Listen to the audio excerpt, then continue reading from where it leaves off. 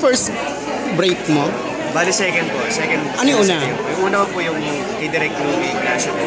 With a Smile kasama si Andrea Torres, Miguel Diaz, at Christian Bautista. Parang tagal na nun ah. Tagal na nga po siguro. That was 3 years. 2 years ago, o anong pakiramdam na nabigyan ka ulit ng project? Sobrang feel blessed po. Sobrang masaya-masaya po na. Kahit pa paano naman po yung 3 years na yun. Hindi naman po pinabayaran GMA. Yung mga guestings naman po ako na nilalabasan dito po sa GMA. At masaya po ako na parang ito po, napasok po ulit ako dito sa bagong teleserye ng GMA. Ito pong hanggang makita ko muli. At maganda po yung role ko. Tsaka interesting. Kaya po maraming nagpapasalamat talaga sa GMA, sa Art Center, sa managers. Ilan taong ka na? Bali 22 po ako ngayon. Nag-aaral ka pa ba o tapos na? Graduate po ng HRS. Bali 2-year course po siya ng HRM. Saan? Hindi ko na siya tinuloy ng BS kasi po napasok ako dito sa show. So, iniloko muna po ito, parang priority. Wala ka mag-love team? Love team po, ngayon po personally wala.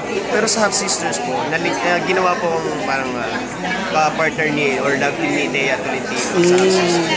Kasi ngayon po, binibuild up po nila ako kay Kim Rodriguez. Kay Kim. Sa istorya po kasi may gusto ko sa kanya. So, we'll see po kung ano po yung kalalabasan ng story. Kung bagay po ba yung love team namin, kung may chemistry po ba. So, later on siguro po malalaman. May mga crush ka ba sa showbiz? Meron po. Dati po si Ann Curtis. Ngayon po, si Yasi Presley. Oo, Pero, bakit naman? marami po eh. Kasi po parang, wala lang po, parang in-admire ko sila because they are very talented, they are beautiful, excited na, ganun po, simple way na ganun. Anong mga gusto mong tularan? Sino mga gusto mong tularan? Mga idol mo? Kung may Coco Martin saka Paolo Abilino po sa may Jack Roberto na po GMA. Anong role mo pala dito sa Ako po dito si Elmo na isa pong psychology student. Kaklase po ako dito ni Derek at magkaibigan din po kami at the same time.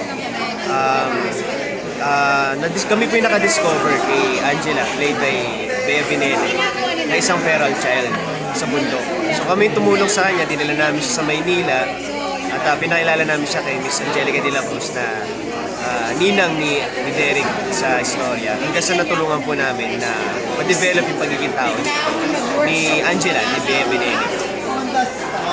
Thank you, Jack.